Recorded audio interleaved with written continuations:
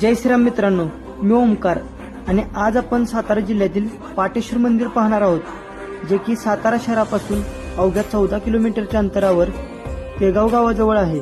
आपली प्राचीन संस्कृती किती दिव्य होती, आपल्या प्राचीन संस्कृतीचे वैभव दाखवणारं अप्रतिम मंदिर म्हणजेच पाटेश्वराचं मंदिर आहे. तर चला पाहूयात.